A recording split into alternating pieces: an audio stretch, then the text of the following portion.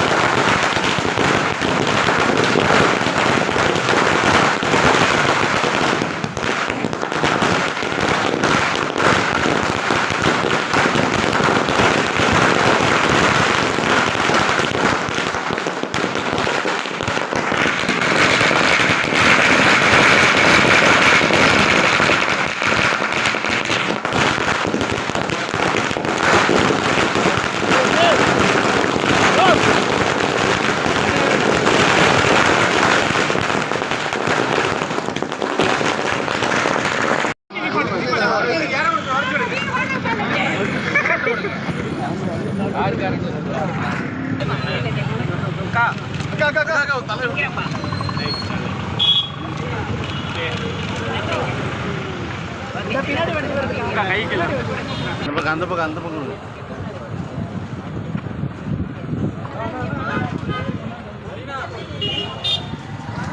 27 ஆண்டுகள்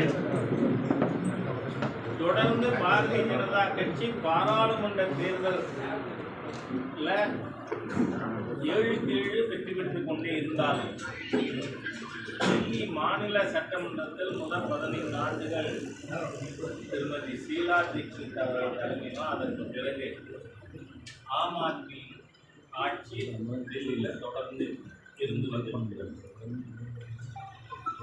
அதிலும் ஒரு 3 நாட்கள் நான் டெல்லி தேர்தலுக்காக போயிருக்கேன். 13-15 போயிருக்கேன். 15 ரொம்ப டெரிஃபையிங்கா இருக்கும். 10 வயசு 12 வயசு இருக்கிற ஓட்டு இல்லாத குழந்தைகள் கூட கையில விளக்கமாத்தோடு தெரிவாங்க. ஆம் ஆத்மி கட்சி ஒரு சிம்பல், அதுக்காக தப்பா நினைக்கக்கூடாது. விளக்கமாத்தோடு வீரியங்கம். So the visibility was so big.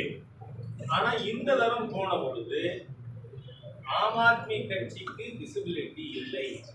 அதனாலதான் 3ஆம் தேதியே நான் டெல்லியிலிருந்து மதுரை திரும்பிய உடனே பத்திரிகை நண்பர்களுக்கு சொன்னேன், தலைநகரில் தாமரை ஆட்சி வருகிறது. இந்த மாற்றம் ஏனென்றால் பிஜேபியோட பாப்புலர் ஓட்டுலையும் ஏற்கனவே நாம் 1993 வெற்றி பெற்ற பொழுது பாரதிய ஜனதா கட்சி பெற்ற வாக்குகள் 43%. ஆனா இன்னைக்கு 48% தொட்டிருக்கிறது. பாப்புலர் ஓட்டும் பிஜேபிக்கு அதிகம், சீட்டுகளும் அதிகம். என்ன காரணம்? அதுவும் 2015 ஆம் ஆத்மி பார்ட்டி 67 சீட்டு 70, பிஜேபி 3 சீட் தான். இந்த சேஞ்சுக்கு என்ன காரணம்? ஒன்று, மாண்புமிகு பிரதமர் மோடி அவர்களுடைய அரசாங்கத்தின் திட்டங்கள் மக்கள் இதயத்தை தொட்டிருக்கிறது. 2வது, ஆம் ஆத்மி கட்சியினுடைய ஊழல். நீங்க பாத்தீங்கன்னா அரவிந்த் கெஜ்ரிவால் ஒரு தக்கு மாதிரி, இந்த வார்த்தையை நான் full responsibility I am telling this, ஒரு லோக்கல் தக்கு மாதிரியா சிஎம்ஆ இருந்தவர் பேசுறார். எந்த அளவுக்கு யமுனா நதியில விஷம் கலந்துருச்சு ஹரியானா அரசாங்கம். டெல்லியில் இருக்கிற மக்களை இனப்படுகொலை பண்றதுக்கு ஜினோசைட் இந்த வார்த்தை பயன்படுத்தி இருக்கார். ஆக இத மக்கள் ரசிக்கல. ஏன்னா ஆம் ஆத்மி கட்சினா முதல்ல அவங்க நேரேட்டிவ் எப்படி இருந்தது? கேம்பு, மப்ளர், ஹவாய் சப்பல் தானே கெஜ்ரிவாலுக்கு இமேஜ் கொடுத்தது. அவங்க நேரேட்டிவ் இதுதானே. இன்னைக்கு என்ன? கெஜ்ரிவாலோட பாத்ரூம், டாய்லெட், பேன், தங்க பிளேட். எங்க இருந்து எங்க ஊழல்லையும். அதுவும் நீங்க பாத்தீங்கன்னா ருமேனியாவில் வந்து கம்யூனிஸ்ட் ஆட்சி தூக்கி எறியப்பட்டது. இந்த மாதிரி சூழ்நிலை. ஆக நீங்க கெஜ்ரிவாலோட வீட்டுல டாய்லெட் 33 லட்சம் ரூபாய்க்கு அதுல வந்து டாய்லெட் ஃபேனோட பிளேட் அந்த பிளேட் அந்த அளவுக்கு ஊழல். அதே மாதிரியா சாராய எக்ஸைஸ் டியூட்டி ஸ்கேம் நிரூபிக்கப்பட்டது. அதுல கூட இப்ப ஆரம்பிச்சிருவாங்க எலக்ட்ரானிக் ஓட்டிங் மிஷின்ல கோளாறு, சிபிஐ வந்து எங்க டோர் ஸ்டெப்ல நின்னுது, இந்த என்ஃபோர்ஸ்மெண்ட் டைரக்டரேட் நின்னுது, கெஜ்ரிவால் ஜெயிலில் வச்சுட்டாங்க. இந்த சாராய ஊழல் பற்றி கம்ப்ளைண்ட் கொடுத்ததே காங்கிரஸ். அந்த காங்கிரஸ் கட்சியினுடைய கம்ப்ளைண்டின் மீது அந்தந்த டிபார்ட்மெண்ட், இடி டிபார்ட்மெண்ட் போன்றது அவர்கள் எடுத்த நடவடிக்கை. இதுக்கும் பாரதிய ஜனதா கட்சி மத்திய அரசாங்கத்துக்கும் எந்த தொடர்பும் இல்லை. நான் இது பற்றியெல்லாம் பேசிட்டே இருந்தேன். குறிப்பா ஒருத்தருக்கு வாழ்த்து சொல்ல மறந்துடக்கூடாதுன்றதுனால அதை சொல்றேன். 0 MLAல ஹேட்ரிக் வாங்கின ராகுல் காந்தி இதோட மனமார்ந்த வாழ்த்துக்கள். 0 MLAல ஹேட்ரிக். ஆக அந்த அளவுக்கு Congress is totally wiped out in Delhi. ஏன்னா பார்லிமெண்ட்ல பேசுற நான் பிஜேபி RSS மட்டும் எதிர்க்கல, I fight the Indian state. அவர் இந்தியன் கவர்மெண்ட்னு சொல்லி இருந்தா I can understand. You have got every right. அரசாங்கத்தை எதிர்க்கிறது. நான் இந்த தேசத்தை எதிர்ப்பாரா? I want to fight the Indian state. ஆகவே அந்த அளவுக்கு தேச துரோகியாக முழுமையாக மாறிப்போன ஒரு காங்கிரஸ் கட்சி இன்னைக்கு டெல்லியில துடை தெரியப்பட்டிருக்கிறது. 3வது முறையா 0 MLAல ஹேட்ரிக் வாங்கி இருக்கிற தலைவர் தான் ராகுல், பிரியங்கா, வாத்ரா கம்பெனி அப்படிங்கிறது நமக்கு தெரிஞ்சிருக்கு. ஆகவே இன்னைக்கு டெல்லியில ஏற்பட்டிருக்கின்ற ஒரு கன்சாலிடேஷன். ஏன்னா ஒரு முழுக்க பொறுப்பற்ற மிக மோசமான ஒரு மனிதர், ஒரு அரசியல் தலைவர் இப்படி இருக்கக்கூடாதுங்கிறதுக்கு யாராவது முதல் உதாரணம் சொன்னோம்னா நிறைய பேர் இருக்காங்க. நம்ம தமிழ்நாட்டில் இருக்கோம், நிறைய இருக்கு. ஆனால் இருந்தாலும் நேஷனல் லெவலில் இப்படி ஒருவர் அரசியல் தலைவராக இருக்கக்கூடாதுங்கிறதுக்கு உதாரணமாக இருந்திருக்கிற ஒரு சீஃப் மினிஸ்டராக இருந்தவர் கெஜ்ரிவால். விஷம் கலந்துச்சுன்னு சொல்லலாமா? பக்கத்து மாநிலம் நதியில் ஊழல் இவ்வளவு செஞ்சுட்டு அதுலேயும் இந்த ஊழல் பணத்தில் எக்ஸைஸ் டியூட்டி ஸ்கேண்டலில் வந்து 100 கோடி கோவாவில் கட்சி செலவு செஞ்சுருக்கு. ஆக இதெல்லாம் ஓப்பனாக தெரிஞ்ச பிறகு டெல்லி மக்கள் ஒரு திருடமான முடிவு, உறுதியான முடிவு எடுத்திருக்கிறார்கள். அதனால பத்திரிகை நண்பர்கள் மூலமாக டெல்லி வாக்காளர்கள் இந்த தேர்தலில் நான் பார்த்தேன். அதோட நம்ம தமிழக ஊடகத்தை சேர்ந்தவங்க நீங்கள் அப்படிங்கிறதுனால உங்களோட அந்த மகிழ்ச்சியான விஷயத்தை பகிர்ந்து கொள்ளவும் நான் விரும்புகிறேன். தமிழர் என்கிளேவ்னே ஒரு இடம் பாலம் தொகுதியில் அந்த ஏரியாவுக்கு பேர் தமிழர் என்கிளேவ். அந்த தமிழர் என்கிளேவ்ல மிகப்பெரிய எழுச்சியை பார்த்தேன். நானும் மாநில தலைவர் திரு அண்ணாமலை அவர்களும் வீதி வீதியாக போனோம். எல்லாரும் வீதி வீதியாக தமிழ் மக்கள் நாங்கள் தாமரைக்கு தரோம் அப்படிங்கிற அளவுக்கு நம்ம தமிழ் மக்கள் இருக்கின்ற பகுதியெல்லாம் கூட பாரதிய ஜனதா கட்சி ஆட்சி மாற்றுவதற்காக வாக்களித்திருக்காங்க. அந்த கண்ணால் பார்க்க முடியுது. மகிழ்ச்சி பிப்ரவரி 14, 1998 பாரத தலைவர் திரு அத்வானி அவர்கள் இங்கே கோவையிலே தேர்தல் பிரச்சார சந்தத்தை அவரை டார்கெட் பண்ணி 13 இடங்களில் சீரியல் ஆம் கிளாஸ் நடந்தது. அதில் 59 பேர் இறந்து போனார்கள். 200 பேருக்கு மேல் முன்கை உடனே அபிஷேகம் அந்த மாதிரி இருக்கிற ஒரு மோசமான சூழ்நிலை. அன்றைக்கு சீனியர் ஸ்டேட் ஆஃபீஸ் டைரக்டர் இருந்ததே ஹெச்ராஜா தான். நல்லா போராட்டம் பார்த்துருக்கீங்க. ஆஸ்பத்திரிக்குள்ளே போகும்போது நீங்கள் பார்த்தீங்கன்னா கதையும் எலும்பும் ரத்தமும் ஆறாக ஓடி போய் கொண்டு இருக்கிறத பார்த்துருக்கீங்க. இந்த கோரமான சம்பவத்தை பயங்கரவாதத்தை நாங்கள் ஒவ்வொரு ஆண்டும் பலிதானவர்களுக்கு அஞ்சலி செலுத்துகின்ற ஒரு நிகழ்ச்சி எப்போது நடக்கும். அதில் நம்மை ஊர்வலமாக அஞ்சலி செலுத்துவது என்று கோயம்புத்தூர் பாரதிய ஜனதா ஆகவே அந்த நடந்திருக்கிறதோட இது பயங்கரவாதத்திற்கும் எதிரான ஒரு ரிசல்ட்னால அதுக்கும் ஊடக இடைத்தேர்தல் முடிவுகள் ஈரோடு இடைத்தேர்தலில் எப்பொழுதுமே உங்களுக்கு நான் சொல்றேன், பொது தேர்தல் எவ்வளோ ப்ராக்சிமேட்டாக இருந்தால் கூட இடைத்தேர்தல்களில் ஆளுங்கட்சி காரணம் ஒரு பெரிய இது சொல்ல முடியும். 2009-10 தான் இந்த திருமங்கலம் ஃபார்முலாவே திராவிட முன்னேற்ற கழகத்தால் அறிமுகப்படுத்தப்பட்டது. அப்போ திருமங்கலம் ஒரு தொகுதி, அதுக்கப்புறம் இளையாங்குடி, தொண்டாமுத்தூர், பெண்ணாடம், இந்த மாதிரி 5 தொகுதிகள் ஒரே சமயத்தில் 2010 இடைத்தேர்தல் நடந்தது. 5லும் திராவிட முன்னேற்ற கழகம் இருக்கு. ஆனால் 2011 பொது தேர்தலில் திமுக என்ன ஆச்சு? It was remove from power. அதனால இந்த காசு கொடுத்து தேர்தலில் அதுவும் பிரதான கட்சிகள் நிக்கலைன்னு சொன்னதுக்கு அப்புறமும் கூட பட்டியல் அடைச்சி வச்சு காசு கொடுக்கறதெல்லாம் அந்த திராவிட முன்னேற்ற கழகத்தின் கொழுப்பை காட்டுகிறது. அப்படி இருந்தும் கூட 1/6க்கு மேல வாக்குகள் நாம் தமிழர் கட்சிக்கு போயிருக்கு.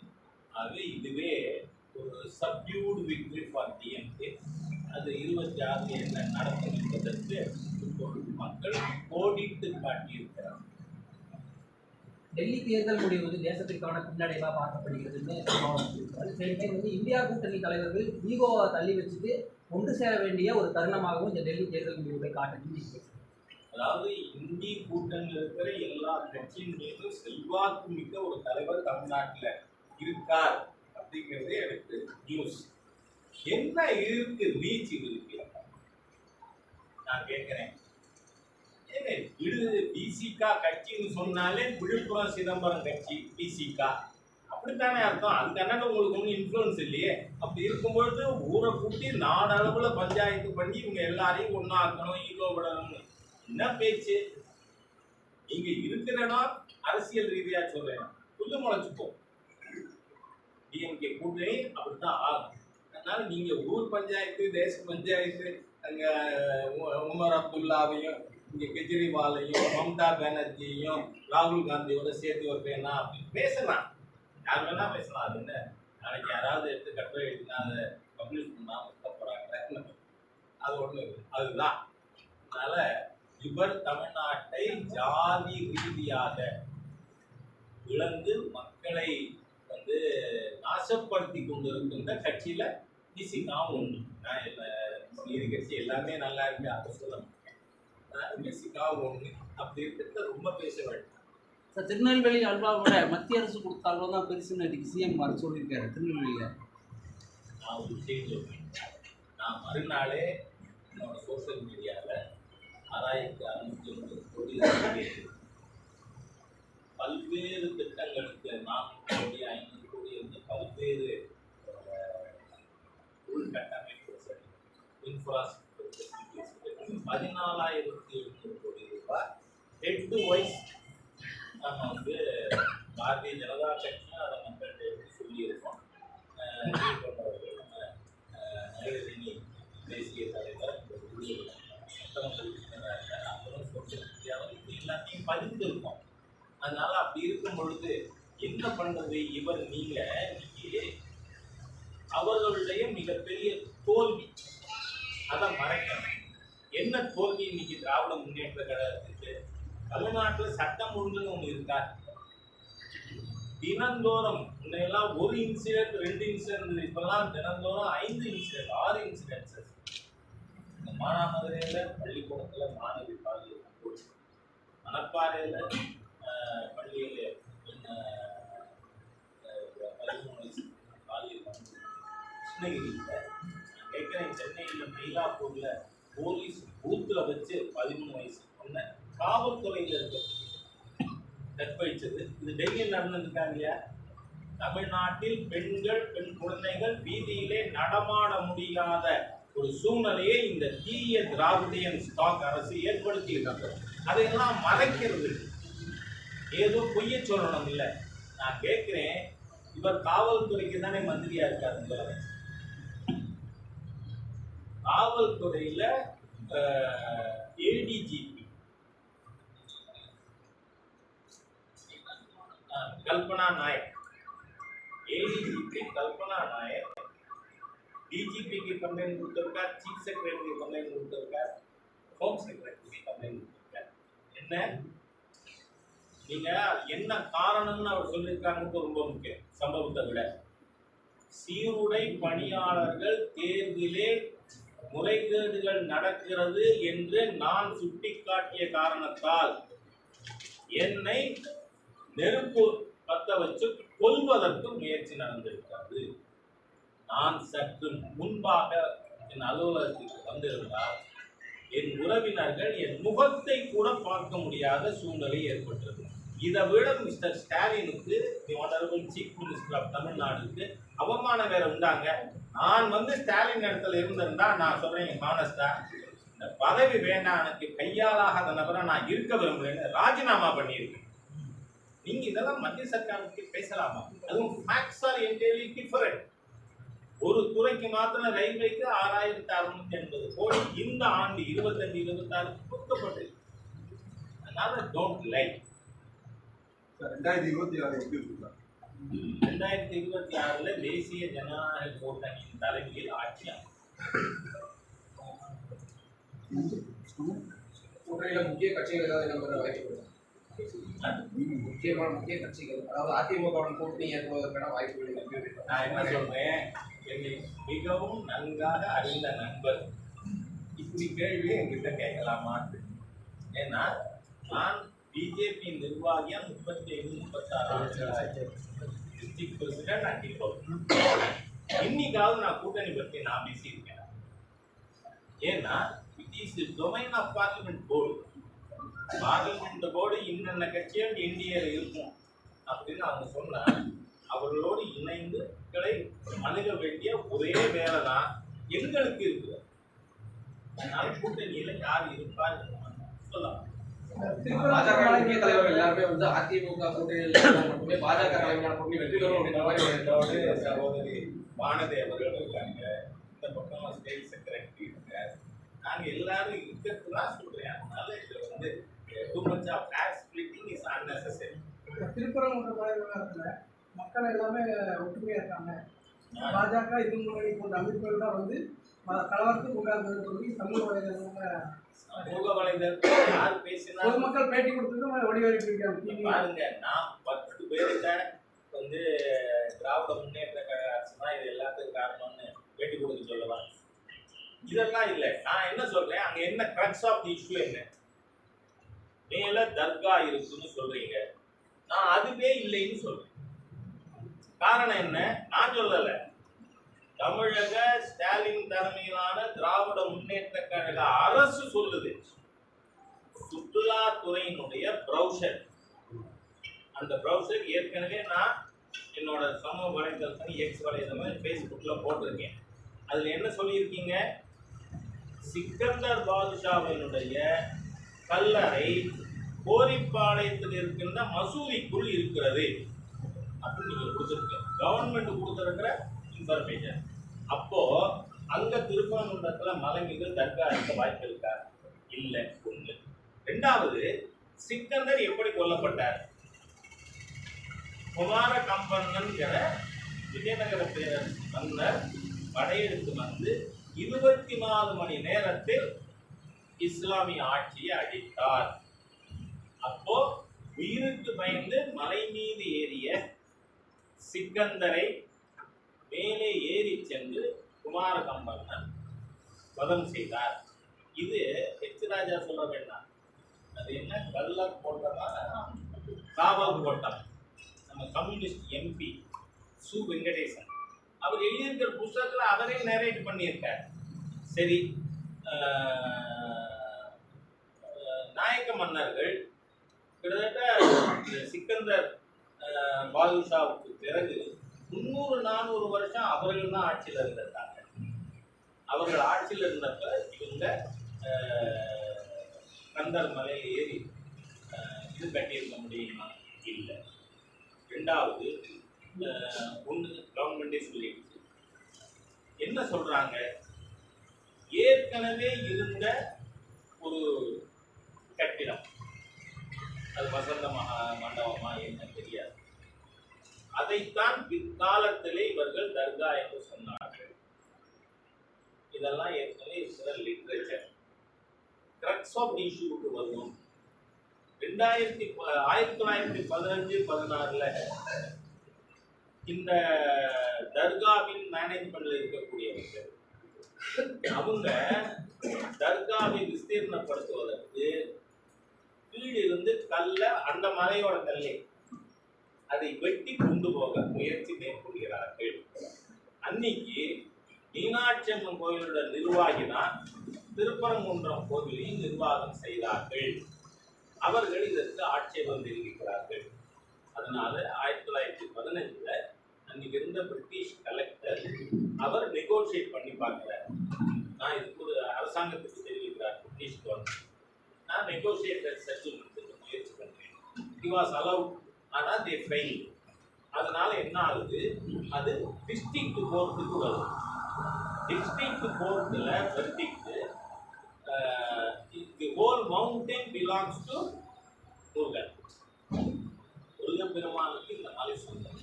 ஆனா அங்க இருக்கிற தர்காவை அந்த ஜட்ஜ்மெண்ட்லயே என்ன தெரியும், அதை இப்ப இருக்கிற ஸ்டேட்டஸ் குவா அன்னைக்கு இருந்தபடியே அதை பராமரிக்க வேண்டும் அப்படின்னு ஜட்ஜ்மெண்ட் வரும். அதுக்கு எதிராக ஹைகோர்ட்டுக்கு போறாங்க. அப்ப ஹைகோர்ட்ல என்ன தீர்ப்பு வருது? 2 பார்ட்டியும் திருப்பி மறுபடியும் முதல்ல இருந்தா அப்படின்னு நம்ம படிக்கிறது கேட்கறதுக்காக தான் 2 பார்ட்டியும் திருப்பியும் பேசி ஒரு அமிக்கபிள் செட்டில்மெண்ட்டுக்கு வாங்கன்னு ஹைகோர்ட். ஆனால் பிரிவி கவுன்சிலுக்கு போகுது.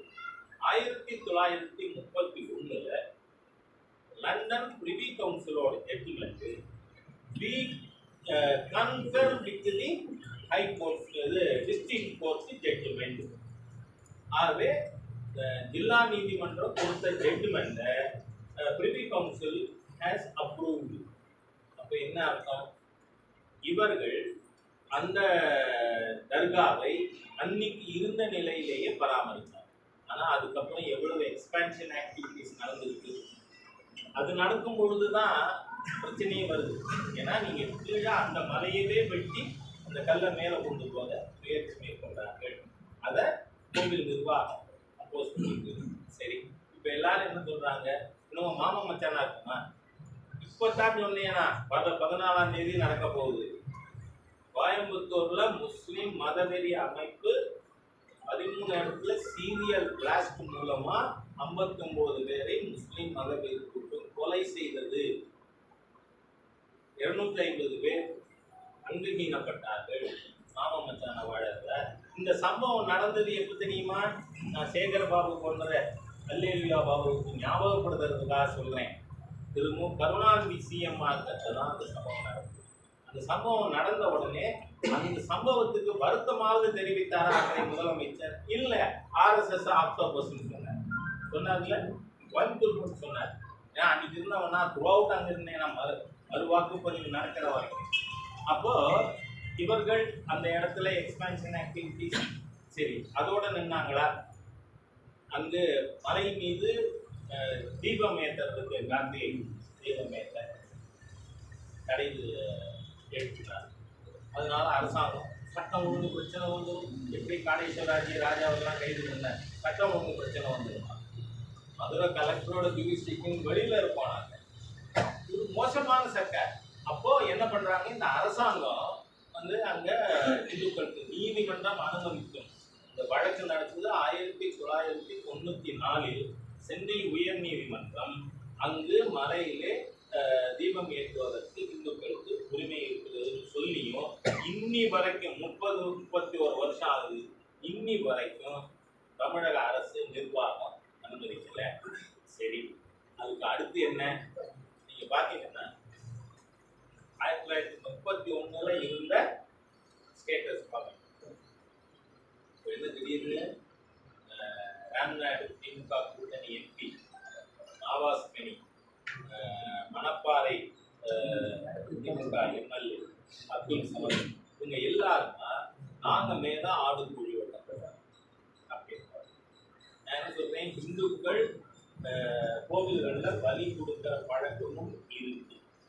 ஆனா முருகன் கோவில்ல சிவன் கோவில்ல அந்த பழக்கம் தான். அங்க இருக்கிறது கீழே முருகன் கோவில், மேல மலை ஊர்ல காசி அங்க நீங்க